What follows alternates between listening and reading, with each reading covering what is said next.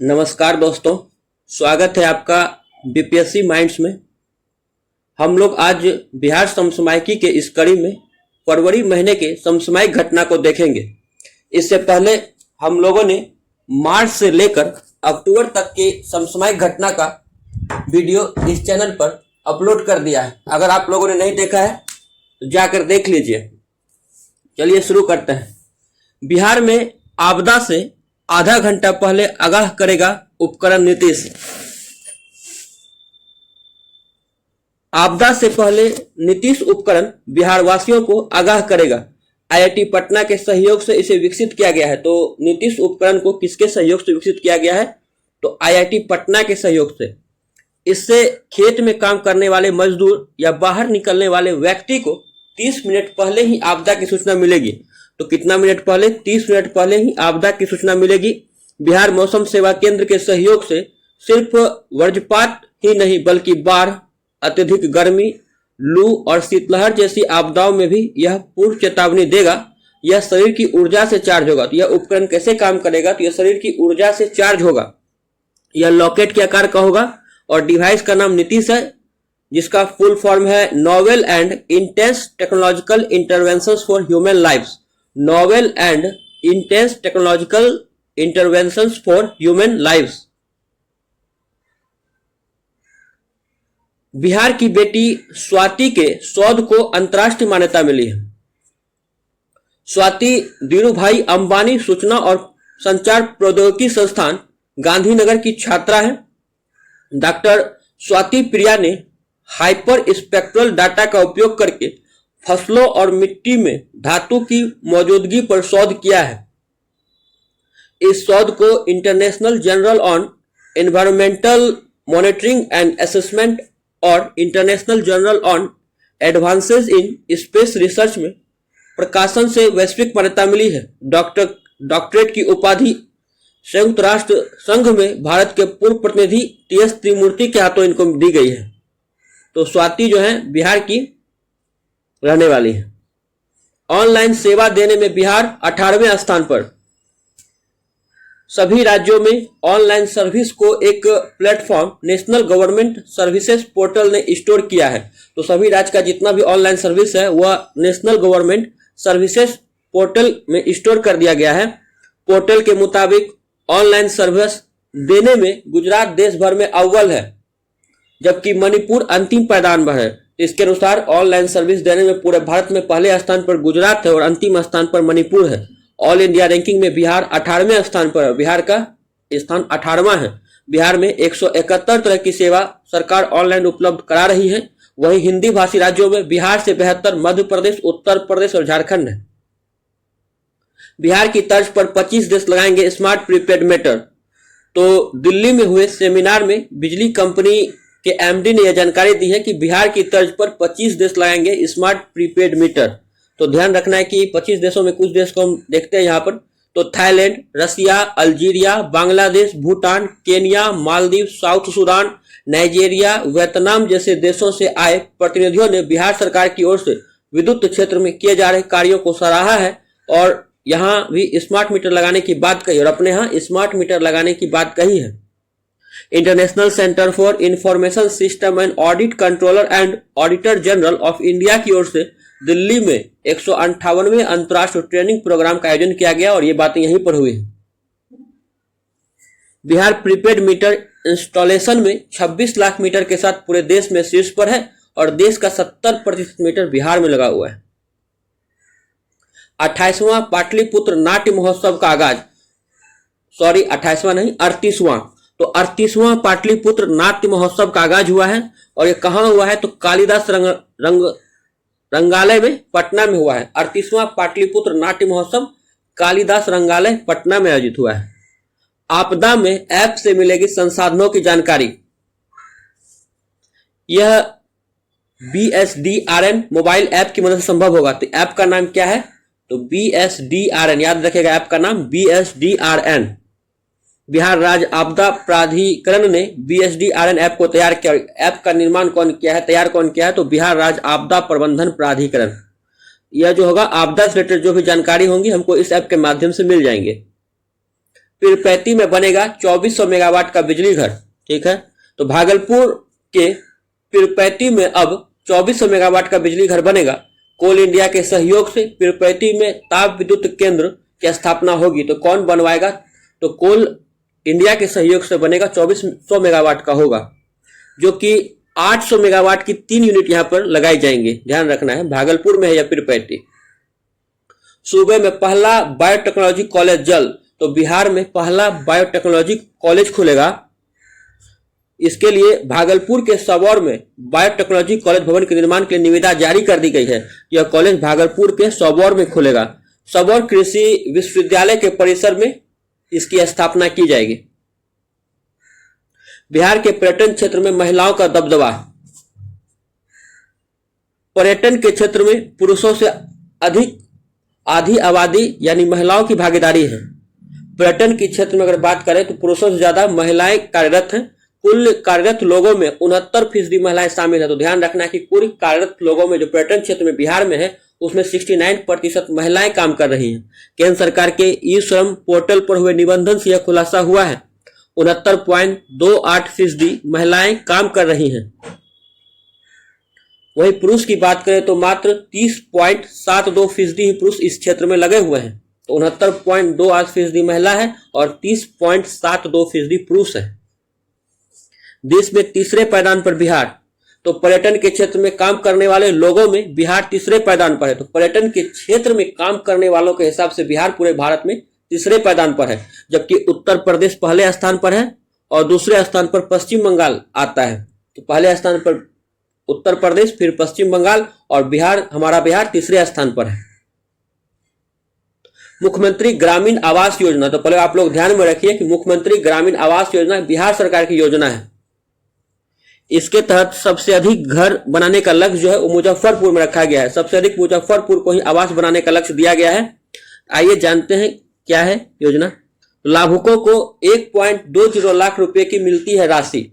मुख्यमंत्री ग्रामीण आवास योजना के तहत लाभुकों को 1,20,000 रुपए दिए जाते हैं। तो इसके तहत राशि जो दी जाती है वो 1,20,000 रुपए दी जाती है और राशि 3 किस्तों में भुगतान किया जाता है और यह राशि जो होता है 3 किस्तों में दिया जाता है। मुख्यमंत्री ग्रामीण आवास योजना के तहत जिनके पास कच्चा मकान है उसे पक्का बनाने के लिए यह सहायता राशि दी जाती है। 40-40 हजार कर 3 किस्तों में आवास योजना के तहत राशि दी जाती है। तो 40-40 हजार कर 3 किस्तों में यह राशि दी जाती है। स्वदेश दर्शन में बिहार के गया व नालंदा भी शामिल। स्वदेश दर्शन 2.0 के तहत 32 राज्यों के 57 पर्यटन स्थलों का चयन किया गया है।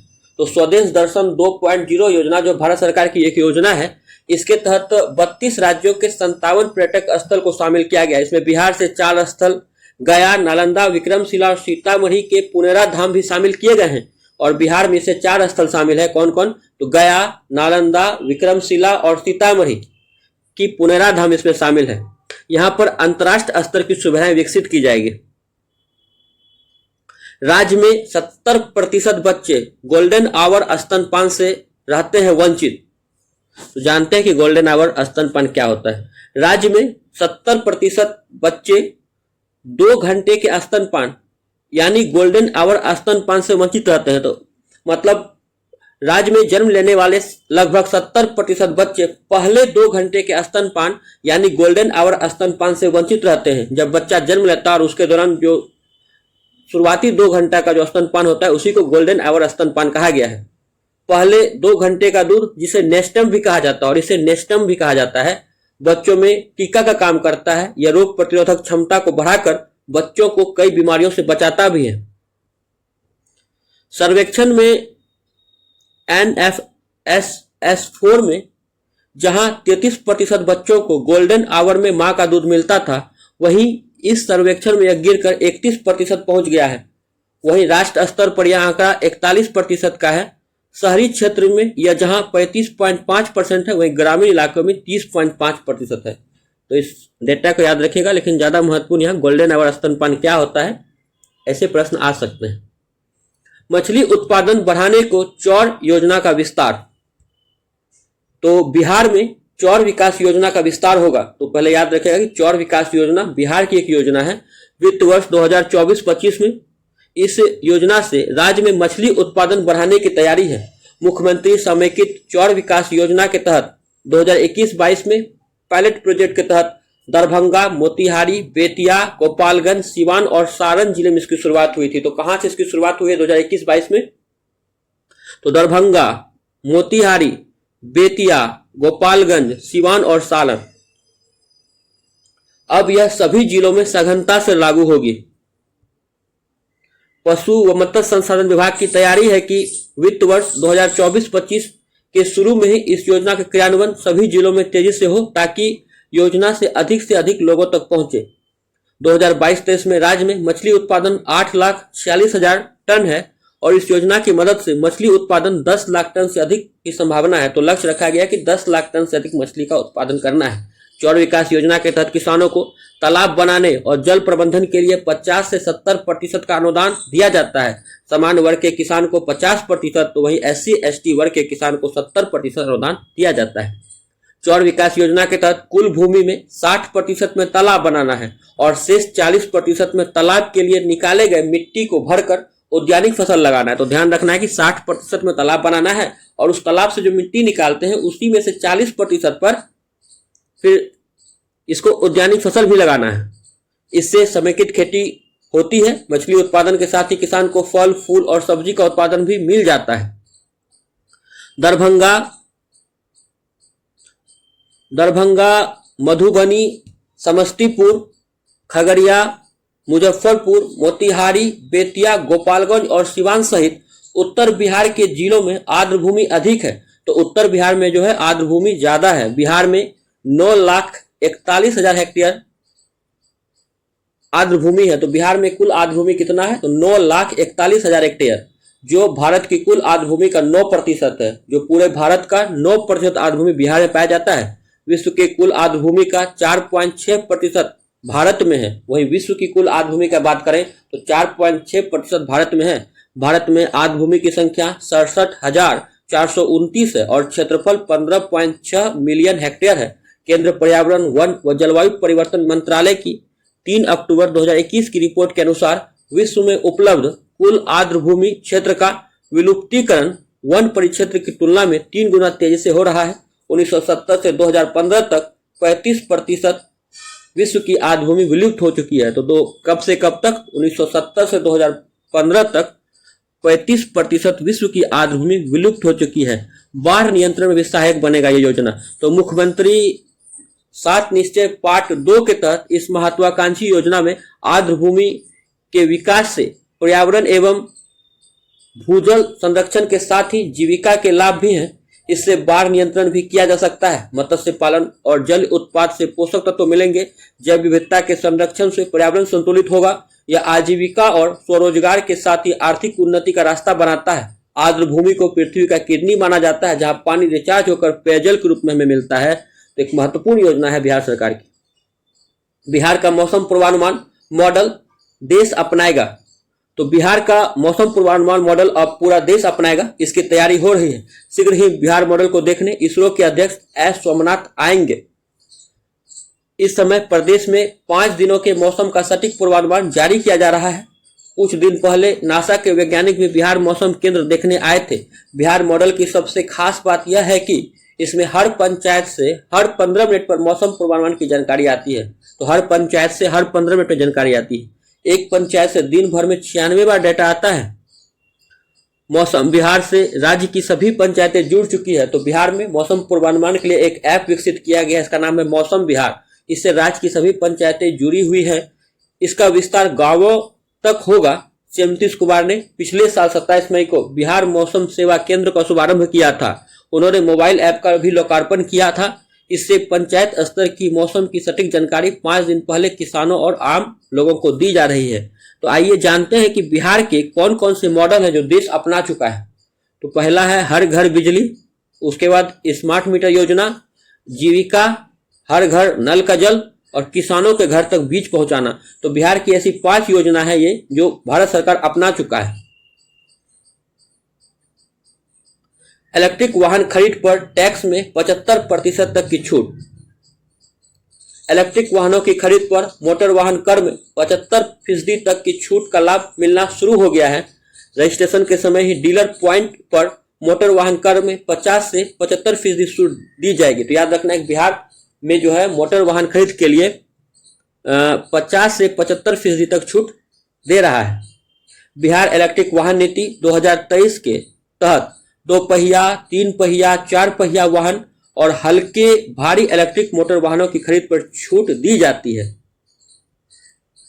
राज्य सरकार का लक्ष्य है कि 2028 तक राज्य में खरीद और निबंधित वाहनों में से 15% जो है इलेक्ट्रिक वाहन होना चाहिए। तो राज्य सरकार क्या लक्ष्य रखा है कि 2028 तक जितना भी हम लोग गाड़ी खरीद रहे हैं उनमें से 15% इलेक्ट्रिक वाहन होना चाहिए।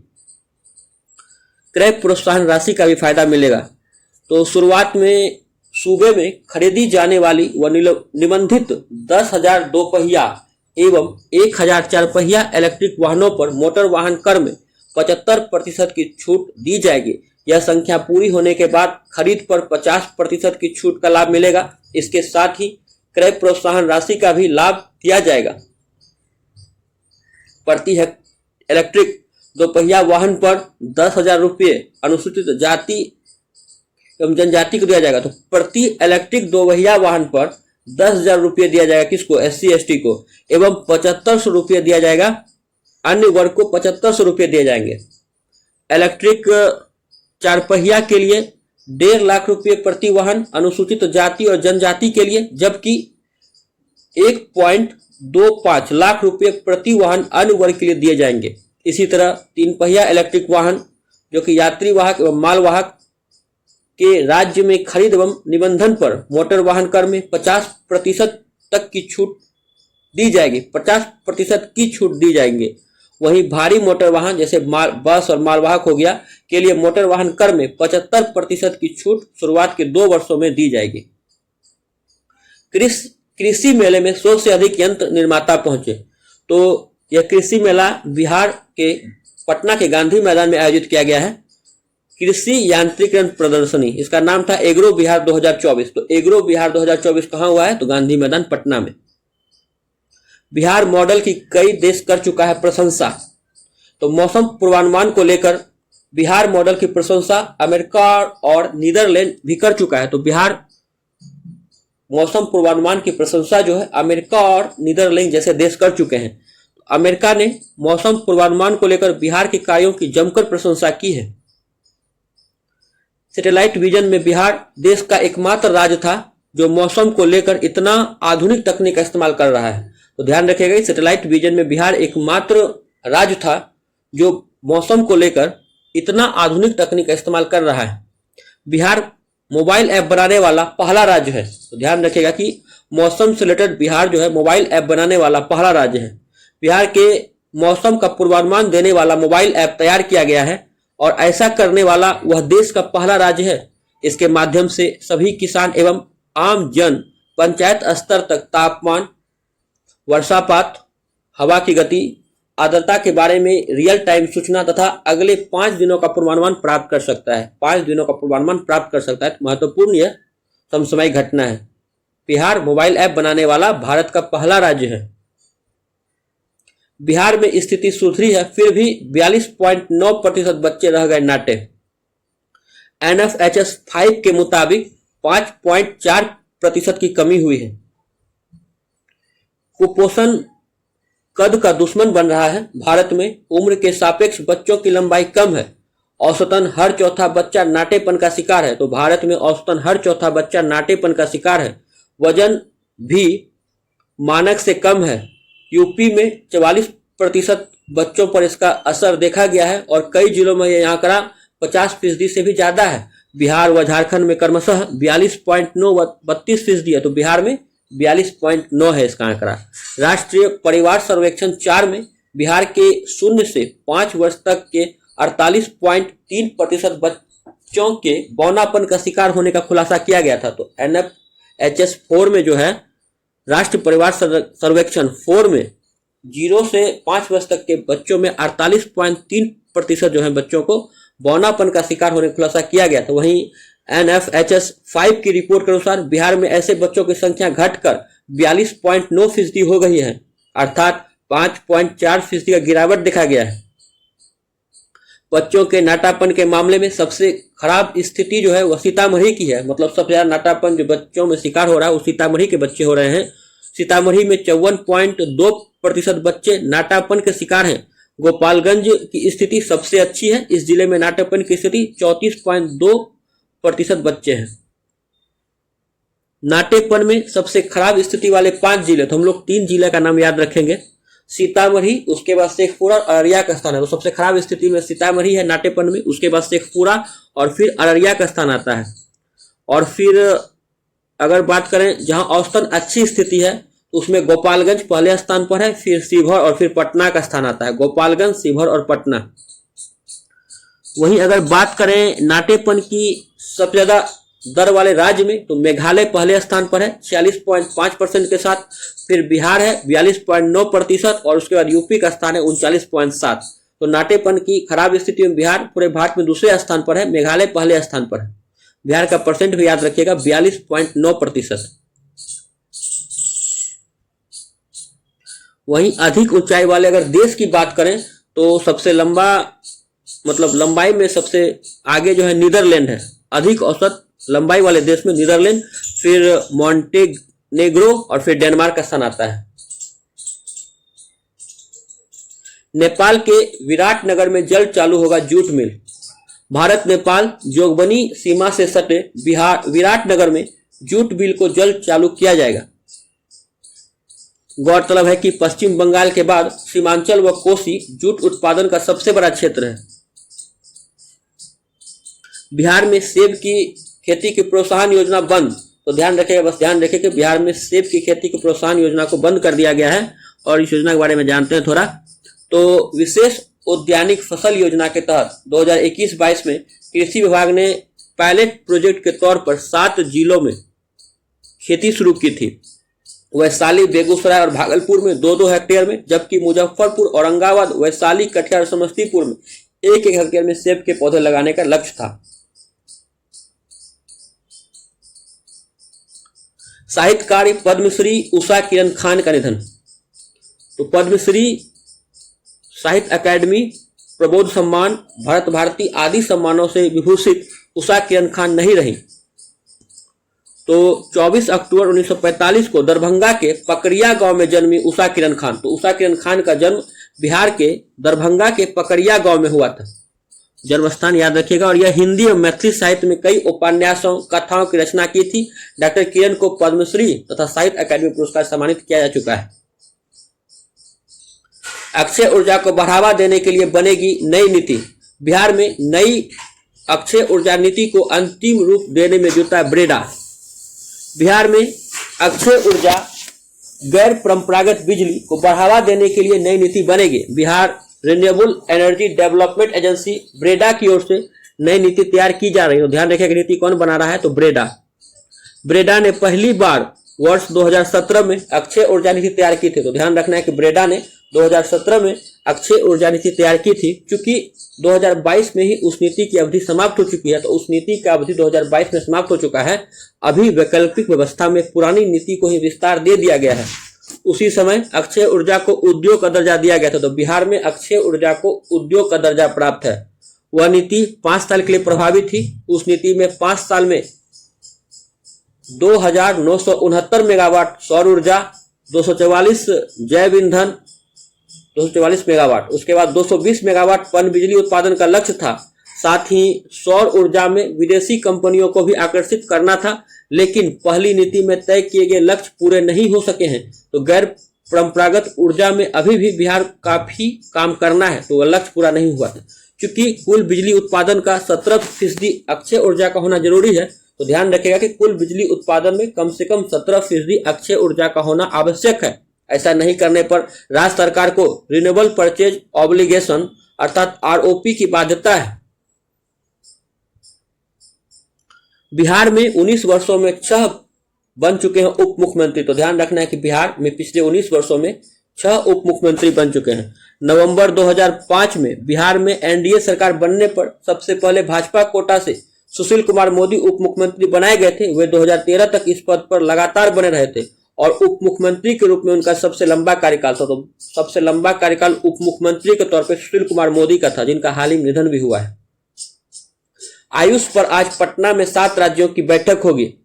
तो केंद्र आयुष मंत्री सर्बानंद सोनोवाल की अध्यक्षता में 7 राज्यों में आयुष की प्रगति बैठक की समीक्षा की जाएगी। इस बैठक में बिहार के अलावा मध्य प्रदेश, उत्तर प्रदेश, झारखंड, छत्तीसगढ़, उड़ीसा और पश्चिम बंगाल के मंत्री अधिकारी शामिल होंगे। तो बैठक कहाँ हुआ है? तो पटना में आयोजित किया गया है। किसी भी मौसम में किसान उगा सकते हैं फल व सब्जियां। राष्ट्रीय कृषि विकास योजना संरक्षित खेती के तहत पॉली हाउस और शेड नेट हाउस योजना के तहत बेमौसम फल और सब्जियां उगाने को लेकर अब किसानों को जागरूक किया जाएगा। मीठापुर कृषि भवन परिसर की छोटी से जगहों में पॉली हाउस और शेड नेट हाउस बन रहा है। तो बिहार में कहां पर पॉली हाउस और शेड नेट हाउस बन रहा है? तो मीठापुर कृषि भवन परिसर में। पॉली हाउस और शेडनेट हाउस के लिए राष्ट्रीय कृषि विकास योजना चल रही है। इसके लिए योजना है राष्ट्रीय कृषि विकास योजना। किसान आवेदन कर सकते हैं। इसमें 50% अनुदान दिया जा रहा है। राष्ट्रीय बागवानी मिशन योजना के तहत इस बार 10-10 हजार वर्ग मीटर में पॉली हाउस और शेडनेट हाउस बनाया जा रहा है। आइए जानते हैं कि पॉली हाउस और शेडनेट हाउस क्या होता है। पॉली हाउस और शेडनेट हाउस दोनों अलग अलग तरीके से तैयार होते हैं। पॉली हाउस प्लास्टिक शीट से बना एक रक्षात्मक छायाप्रद घर होता है। वहीं शेडनेट जो होता है यह अर्धवृत्ताकार, वर्गाकार या लंबे आकार का हो सकता है। इसमें लगे उपकरणों की सहायता से इसके अंदर का ताप, आर्द्रता, प्रकाश आदि को नियंत्रित किया जाता है। नेट हाउस में नेट का इस्तेमाल किया जाता है। पॉली हाउस तकनीक का उपयोग संरक्षित खेती के तहत किया जा रहा है। पॉली हाउस में विभिन्न प्रकार की खेती की जाती है, जिससे कि कम समय और कम स्थान में अधिक से अधिक उत्पादन होता है। कुंडों के सूखने की वजह जानने के लिए होगी रायशुमारी। कहाँ? तो नालंदा में। तो इंपॉर्टेंट ये नहीं है, हम लोग को याद रखना है कि नालंदा में कौन कौन से कुंड पाए जाते हैं। तो ध्यान रखिएगा, व्यास कुंड, गंगा जमुना कुंड और मार्कंडे कुंड, ये तीनों कुंड का संबंध नालंदा से है। व्यास कुंड, गंगा जमुना कुंड और फिर यहाँ पर है मार्कंडे कुंड। नंद किशोर सर्वसम्मति से विधानसभा अध्यक्ष बन गए। तो बिहार विधानसभा के अध्यक्ष कौन बनाए गए? तो नंद किशोर। वरिष्ठ भाजपा नेता, वह विधानसभा में लगातार 7वीं बार पटना साहिब का प्रतिनिधित्व करने वाले पूर्व मंत्री नंदकिशोर यादव को सर्वसम्मति से विधानसभा अध्यक्ष निर्वाचित कर लिया गया है। वह विधानसभा के 17वें और आजादी के बाद से 16वें अध्यक्ष बने। तो ध्यान रखिएगा कि बिहार विधानसभा के वह 17वें अध्यक्ष हैं और आजादी के बाद की बात करें तो 16वें नंबर के अध्यक्ष हैं। बागवानी महोत्सव, तो याद रखना है कि बागवानी महोत्सव कहाँ हुआ है? तो गांधी मैदान पटना में। कृषि विभाग उद्यान निदेशालय की ओर से 3 दिवसीय बागवानी महोत्सव गांधी मैदान में शुरू किया गया था। इसका उद्घाटन उप मुख्यमंत्री सह कृषि मंत्री विजय कुमार सिन्हा ने किया था। भोजपुर के अमिताभ यश यूपी के एडीजी कानून व्यवस्था बनाया गया। तो ध्यान रखिएगा कि यूपी के एडीजी कानून व्यवस्था किसे बनाया गया है? तो अमिताभ यश। इनका संबंध बिहार के भोजपुर से है। कृषि देव ऐप से फसल में बीमारी व पानी की जरूरत जान पाएंगे किसान। तो किसानों को फसल से संबंधित जरूरी जानकारियां कृषि देव ज्ञान ऐप से मिल सकेंगे। तो ऐप का नाम क्या है? तो कृषि देव ज्ञान ऐप। इसके माध्यम से मिट्टी की नमी, पौधों में पानी की जरूरत, बीमारी, कीट और मौसम संबंधी जानकारी 1 सप्ताह पहले ही किसानों को उनके मोबाइल पर मिल जाएगी।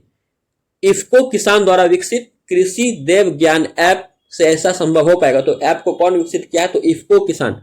गया के डोभी में पायलट प्रोजेक्ट के तहत स्मार्ट फार्म प्रोजेक्ट का ट्रायल चल रहा है। तो याद रखिएगा, गया के डोभी में पायलट प्रोजेक्ट के तहत स्मार्ट फार्म प्रोजेक्ट का ट्रायल चल रहा है।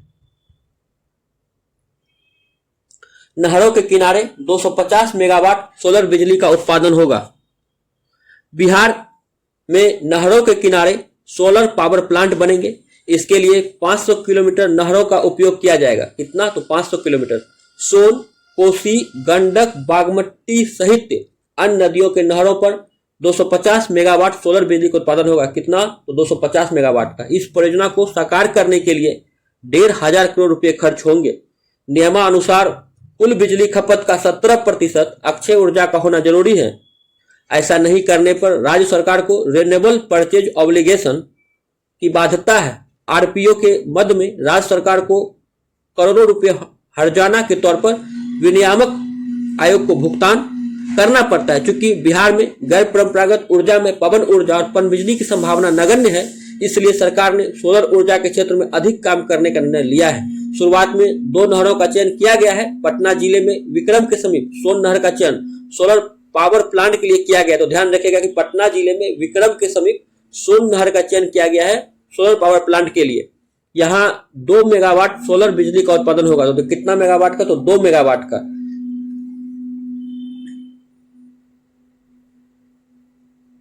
इसके बाद नवादा के फुलवरिया जलाशय में 10 मेगावाट का सोलर पावर प्लांट लगाने की भी तैयारी है। तो एक सोन नहर पटना में विक्रम के पास लगेगा और उसके बाद फिर नवादा के फुलवरिया जलाशय में 10 मेगावाट का सोलर पावर प्लांट लगाने की तैयारी है। दोनों स्थान का नाम याद रखिएगा। अन्य परियोजनाओं पर भी काम चल रहा है, तो अन्य परियोजना को देख लेते हैं।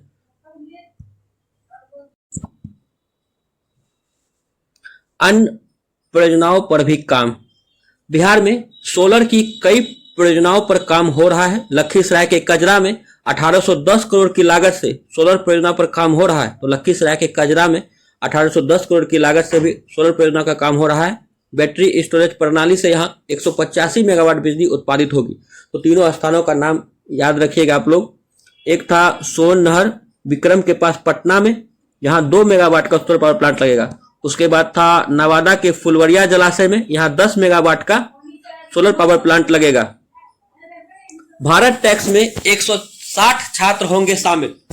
तो भारत टैक्स का आयोजन दिल्ली के भारत मंडपम और यशोभूमि केंद्र में किया जा रहा है। वस्त्र मंत्रालय की ओर से 26 से 29 फरवरी तक आयोजित होने वाले भारत टैक्स 2024 में निफ्ट पटना के छात्र छात्राएं शामिल होंगे। पीएम ने बिहार के 3 संस्थानों के भवनों का किया लोकार्पण। तो प्रधानमंत्री ने लोकार्पण किया है, इसलिए नाम जानना जरूरी हो जाता है। प्रधानमंत्री नरेंद्र मोदी ने आईआईटी पटना के नवनिर्मित 24 भवनों, आईआईएम बोधगया के अस्थायी भवन के साथ ही भागलपुर ट्रिपल आईआईटी के भवन का वीडियो कॉन्फ्रेंसिंग के माध्यम से उद्घाटन किया है। औरंगाबाद में निकल क्रोमियम, तो रोहतास में ग्लूकोनाइट का खनन होगा। औरंगाबाद का गंजाना व रोहतास का पिपराडीह, भरुआ एवं चुटिया नौहट्टा खनिज ब्लॉक शामिल है। तो औरंगाबाद का गंजाना व रोहतास का पिपराडीह, भरुआ एवं चुटिया नौहट्टा खनिज ब्लॉक शामिल है। औरंगाबाद में चिन्हित खनिज ब्लॉक में ग्लूकोनाइट और रोहतास के ब्लॉक से निकल, क्रोमियम एवं platinum group of elements PGE के मिलने की पुष्टि हुई है। तो औरंगाबाद में क्या मिला है? ग्लूकोनाइट, जबकि रोहतास के ब्लॉक से निकल, क्रोमियम एवं प्लेटिनम ग्रुप ऑफ एलिमेंट्स के मिलने की पुष्टि हुई है। गौरतलब है कि राज्य में इन्हें शामिल कर 9 खनिज ब्लॉक को अति महत्वपूर्ण खनिज के तौर पर चिन्हित किया गया। इन दोनों को शामिल कर लिया जाता है तो बिहार में 9 खनिज ब्लॉक को अति महत्वपूर्ण खनिज के रूप में चिन्हित कर दिया गया है।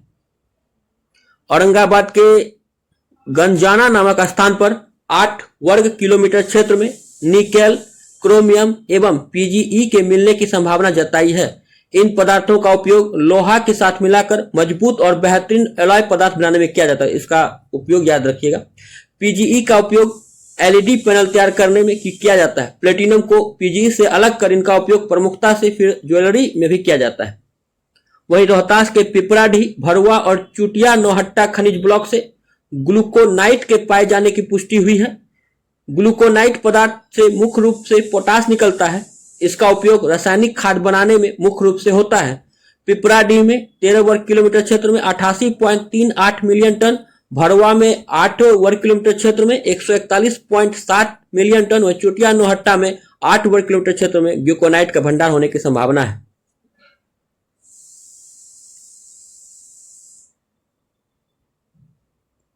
बिहार के 434 और प्रखंडों में खुलेगा जीविका पुस्तकालय और इससे पहले 100 प्रखंडों में जीविका पुस्तकालय चल रहा है और 101वां पुस्तकालय फुलवारी शरीफ प्रखंड के कुरकुरी में खुलेगा। तो 101वां का नाम यहां दिया है तो याद रख सकते हैं कहां खुला है, तो कुरकुरी में, फुलवारी शरीफ प्रखंड के कुरकुरी में।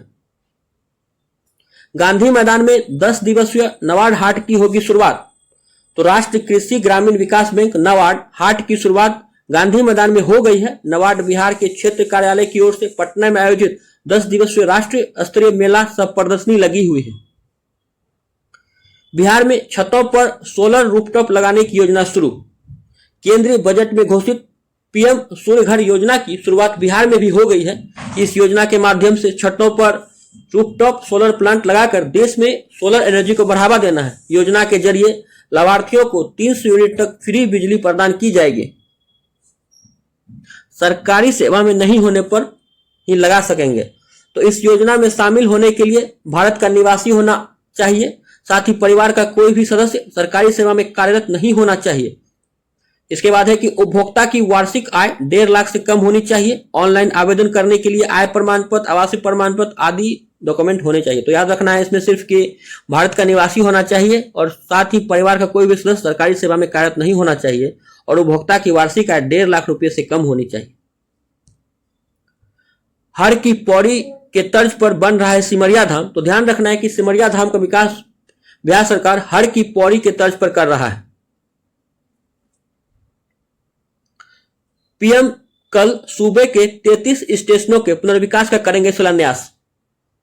प्रधानमंत्री नरेंद्र मोदी ने वीडियो कॉन्फ्रेंसिंग के माध्यम से 554 से अधिक स्टेशनों के पुनर्विकास का शिलान्यास करेंगे। अमृत भारत स्टेशन योजना के अंतर्गत इन स्टेशनों के विकास की तैयारी कर दी गई है। इनमें बिहार के 33 स्टेशन एवं 72 आरओबी और आरयूबी का एलएचएस लिमिटेड हाइट सबवे शामिल है। पूर्व मध्य रेल के 5 मंडलों के अंतर्गत 3029 करोड़ रुपए की लागत से कुल 38 स्टेशन पुनर्विकास तथा 29 आरओबी तथा 50 आरओबी एलएचएस का शिलान्यास और लोकार्पण प्रधानमंत्री द्वारा किया गया। तो ध्यान रखना है कि बिहार के 33 का, वही अगर पूर्वी मध्य रेल मंडल में बात करें तो 38 स्टेशनों का पुनर्विकास होगा। दरभंगा में महिया महोत्सव का आगाज। तो ध्यान रखना है आप लोगों को कि बस महिया महोत्सव कहां आयोजित किया गया? दरभंगा में। महिया महोत्सव दरभंगा। विकास आयुक्त बने विवेक सिंह, रेरा के नए अध्यक्ष। राज्य सरकार ने विकास आयुक्त विवेक कुमार सिंह को भू संपदा विनियामक प्राधिकरण अर्थात रेरा का नया अध्यक्ष बनाया है।